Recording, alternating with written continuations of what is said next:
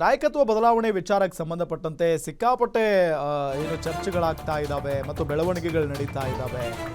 D K Shivakumar silent ಆಗಿದ್ದಾರೆ, ಅವರ ಬಣದ ಶಾಸಕರು ವೈಲೆಂಟ್ ಆಗಿದ್ದಾರೆ. ದುಪ್ಪಟ್ಟಾಯ್ತು ಡಿ ಕೆ ಶಿ ಬೆಂಬಲಿಗರ ಸಂಖ್ಯೆ. ಪಕ್ಷ ಅಧಿಕಾರಕ್ಕೆ ತಂದಿದ್ದಾರೆ ಅಂತ ಸಾಫ್ಟ್ ಕಾರ್ನರ್ ಇದೆ ಶಾಸಕರುಗಳಿಗೆ. ದೆಹಲಿಗೆ ನಿನ್ನೆ 10 ಜನ ಶಾಸಕರು ಜೂಟಾಗಿದ್ರು.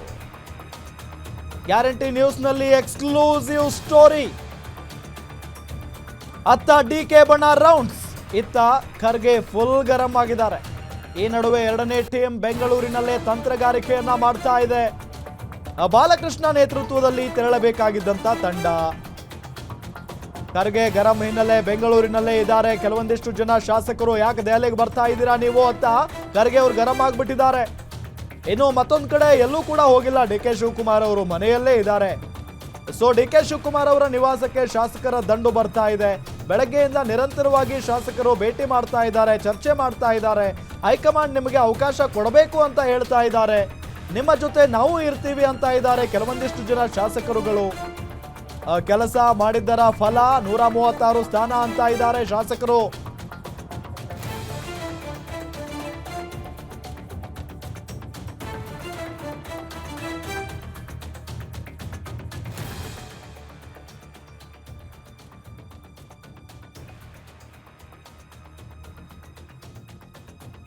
ಗಮನಿಸ್ತಾ ಇದ್ದೀವಿ ಡಿ ಕೆ ಶಿ ಟೀಮ್ ಈಗ ದುಪ್ಪಟ್ಟಾಗ್ತಾ ಇದೆ.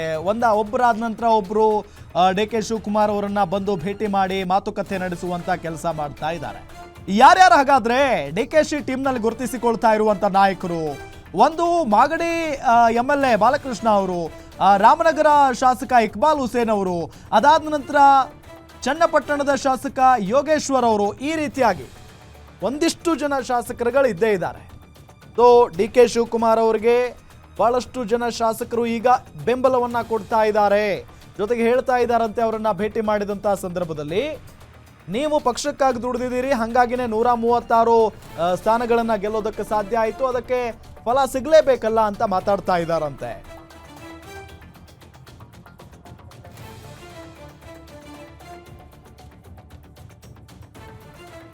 ಇನ್ನು ಇದೇ ವಿಚಾರಕ್ಕೆ ಸಂಬಂಧಪಟ್ಟಂತೆ ಡೀಟೇಲ್ಸ್ ಕೊಡ್ತಾರೆ ನಮ್ಮ political bureau head Maruti Pavagada. ಮತ್ತೊಮ್ಮೆ ನೇರ ಸಂಪರ್ಕದಲ್ಲಿ ಜಾಯ್ನ್ ಆಗಿದ್ದಾರೆ. ಮಾರುತಿ ಪಾವಗಡ, ಈಗಾಗಲೇ ಒಂದು ಕಡೆ DCM ಡಿ ಕೆ ಶಿವಕುಮಾರ್ ಅವರ ಬಣದ ಶಾಸಕರು ಅವರ ಪರವಾಗಿ ಲಾಬಿ ಮಾಡೋದಕ್ಕೆ ದೆಹಲಿಗೆ ಹೋಗಿದ್ರು ಅಂತ ಕೇಳ್ಪಟ್ಟಿದ್ವಿ. ಮತ್ತೊಂದಿಷ್ಟು ಜನ ಶಾಸಕರು ಇಲ್ಲೇ ಇದ್ದಾರೆ, ಒಂದು ಗುಂಪು. ಅದಾದ ನಂತರ ಡಿ ಕೆ ಶಿವಕುಮಾರ್ ಅವರು ಸೈಲೆಂಟ್ ಆಗಿ ಮನೆಯಲ್ಲಿದ್ರೆ ಅವರ ಬೆಂಬಲಿಗರ ಬಣ ದುಪ್ಪಟ್ಟಾಗ್ತಾ ಇದೆ ಅನ್ನೋದನ್ನ ಕೇಳ್ಪಡ್ತಾ ಇದ್ದೀವಿ. ಡೀಟೇಲ್ಸ್ ಕೊಡ್ತಾ ಹೋಗೋದಾದ್ರೆ ಮೊದಲಿಂದಲೂ ಕೂಡ ರಾಜ್ಯ ಕಾಂಗ್ರೆಸ್ ಅಲ್ಲಿ ಒಂದು ಚರ್ಚೆ ಇದ್ದೇ ಇತ್ತು. ಇವತ್ತಿಗೂ ಕೂಡ ಸಿದ್ದರಾಮಯ್ಯ ಅವರ ಪರವಾಗಿ ಹೆಚ್ಚು ಶಾಸಕರ ಸಂಖ್ಯಾಬಲ ಇದೆ ಅಂತ. ಇವತ್ತಿಗೂ ಸಿದ್ದರಾಮಯ್ಯ ಅವರ ಪರವಾಗಿ ಶಾಸಕರ ಸಂಖ್ಯಾಬಲ ಹೆಚ್ಚಿದ್ರೂ ಕೂಡ ಡಿ ಕೆ ಶಿವಕುಮಾರ್ ಅವರ ಶಾಸಕರ ಸಂಖ್ಯಾಬಲ ಏನಿತ್ತು ಹಿಂದೆಂದಿಗಿಂತಲೂ ಇವತ್ತು ಕಂಪೇರ್ ಮಾಡ್ತಿದ್ದಾರೆ. ಇವತ್ತು ಬೆಳಗ್ಗೆಯಿಂದ ಅವರನ್ನು ಭೇಟಿ ಮಾಡ್ತಿರುವಂಥವರು, ಬಹಿರಂಗವಾಗಿ ಮಾತಾಡ್ತಿರುವಂತಹ ಸಂಖ್ಯೆ ನೋಡಿದ್ರೆ ಬಹುತೇಕ ಒಳಗೊಳಗೆ ಒಂದು ಅಭಿಪ್ರಾಯ ಸಂಗ್ರಹಣ ಮಾಡಿದಂತೆ ಆಗ್ತಿದೆ. ಅಂದರೆ ಡಿ ಕೆ ಶಿವಕುಮಾರ್ ಅವರ ಪಾತ್ರವೂ ಕೂಡ ಜಾಸ್ತಿ ಇರೋದ್ರಿಂದ ಅವ್ರಿಗೂ ಕೂಡ ಅವಕಾಶ ಸಿಗಬೇಕು ಅನ್ನುವಂಥ ಒಂದು ರೀತಿಯಲ್ಲಿ ಚರ್ಚೆಗಳು ಆರಂಭ ಆಗಿರುವಂಥದ್ದು. ಹೀಗಾಗಿ ಬೆಳಗ್ಗೆಯಿಂದಲೂ ಕೂಡ ಸದಾಶಿವನಗರದಲ್ಲಿರುವಂತಹ ಡಿ ಕೆ ಶಿವಕುಮಾರ್ ಅವರ ನಿವಾಸಕ್ಕೆ ಹಲವು ಶಾಸಕರು ಬಂದು ನಾವು ನಿಮ್ಮ ಜೊತೆ ಇದ್ದೀವಿ ಅನ್ನುವಂಥ ಒಂದು ಸಂದೇಶವನ್ನು ರವಾನೆ ಮಾಡಿದಂತಿದ್ದಾರೆ. ಕಾವೇರಿಗೆ ಹೋಗದೇ ಇರುವಂತಹ ಶಾಸಕರು ಸದಾಶಿವನಗರಕ್ಕೆ ಬರ್ತಿದ್ದಾರೆ ಅಂತ ಹೇಳಿದ್ರೆ ಅದನ್ನು ಯಾರು ಬೇಕಿದ್ರೂ ಕೂಡ ನಾವು ಅರ್ಥ ಮಾಡ್ಕೊಳ್ಬೋದು. ಅಲ್ಲಿದ್ದಂಥವರು ಇಲ್ಲಿಗೇನಾದರೂ ಜಂಪ್ ಆಗ್ತಿದ್ದಾರಂತ. ಈ ಪವರ್ ಪಾಲಿಟಿಕ್ಸಲ್ಲಿ ಇದೇ ಆಗೋದು. ಯಾವಾಗ ಅಧಿಕಾರ ಎಲ್ಲಿಗೆ ಹೋಗುತ್ತೋ ಅಲ್ಲಿಗೆ ಹುಡ್ಕೊಂಡು ಹೋಗುವಂಥ ಒಂದು ಕೆಲಸ ಯಾವುದೇ ಪಕ್ಷದ ಶಾಸಕರು ಕೂಡ ಮಾಡ್ತಾರೆ. ಹಿಂದೆ ಹಲವು ಬಾರಿ ನಾಯಕತ್ವ ಬದಲಾವಣೆ ಆದಾಗ ಅದು ನಾವು ನಮ್ಮ ರಾಜ್ಯದಲ್ಲಿ ನೋಡಿದ್ದೀವಿ. ನಮ್ಮ ರಾಜ್ಯದ ನಾಯಕತ್ವ ವಿಚಾರ ಅಷ್ಟೇ ಅಲ್ಲ, ಎಲ್ಲೇ ನಾಯಕತ್ವ ವಿಚಾರಗಳು ಈ ರೀತಿ ಬದಲಾವಣೆ ಆದಾಗ ಎಲ್ಲಿ ಆಡಳಿತದ ಅಧಿಕಾರ ಸಿಗುತ್ತೋ ಅಲ್ಲಿಗೆ ಆರುವಂತಹ ಒಂದು ಕೆಲಸ ಶಾಸಕರು ಮಾಡ್ತಲೇ ಇರ್ತಾರೆ. ಈಗಲೂ ಕೂಡ ಬಹುತೇಕ ಶಾಸಕರಿಗೆ ಅಂಥ ಒಂದು ಕ್ಲೂ ಸಿಕ್ಕಂತೆ ಕಾಣಿಸ್ತಾ ಇದೆ. ಇತ್ತೀಚೆಗೆ ಡಿ ಕೆ ಶಿವಕುಮಾರ್ ಅವರ ಅಷ್ಟು ಸುಲಭ ಅಲ್ಲ ಮುಖ್ಯಮಂತ್ರಿ ಆಗೋದು, ಅವ್ರ ಜೊತೆ ಶಾಸಕರ ಸಂಖ್ಯಾಬಲ ದೊಡ್ಡ ಮಟ್ಟದಲ್ಲಿ ಇಲ್ಲ ಅಂತ ಹೇಳ್ತಿದ್ದಂಥವ್ರು ಇವತ್ತು ಅದರ ಟ್ರೆಂಡ್ ಬದಲಾದಂತೆ ಕಾಣಿಸ್ತಾ ಇದೆ. ಡಿ ಕೆ ಶಿವಕುಮಾರ್ ಅವರ ಗ್ರಾಫ್ ಜಾಸ್ತಿ ಆಗ್ತಿದ್ದಂತೆ ಕಾಣಿಸ್ತಾ ಇದೆ. ಡಿ ಕೆ ಶಿವಕುಮಾರ್ ಅವ್ರ ಜೊತೆ ಒಂದು 25 ಜನ 30 ಶಾಸಕರು ಇರಬಹುದು ಅನ್ನುವಂಥ ಒಂದು ಲೆಕ್ಕಾಚಾರ ಏನಿತ್ತು, ಅದಕ್ಕೂ ಹೆಚ್ಚು ಶಾಸಕರು ಈಗ ಕಾಣಿಸ್ಕೊಳ್ತಾ ಇರುವಂಥದ್ದು. ಬಹುತೇಕ ಹಳೆ ಮೈಸೂರು ಭಾಗದ ಶಾಸಕರು ಒಂದು ವೇಳೆ ನಾವು ಮುಂದಿನ ಚುನಾವಣೆಯನ್ನು ಎದುರಿಸಬೇಕು ಅನ್ನೋದಾದರೆ ಡಿ ಕೆ ಶಿವಕುಮಾರ್ ಅವರು ಆಗಲೇಬೇಕು ಅಂತ ಸಿದ್ದರಾಮಯ್ಯ ಅವ್ರಿಗೆ ಅವಕಾಶಗಳು ಸಿಕ್ಕಿದಾವೆ.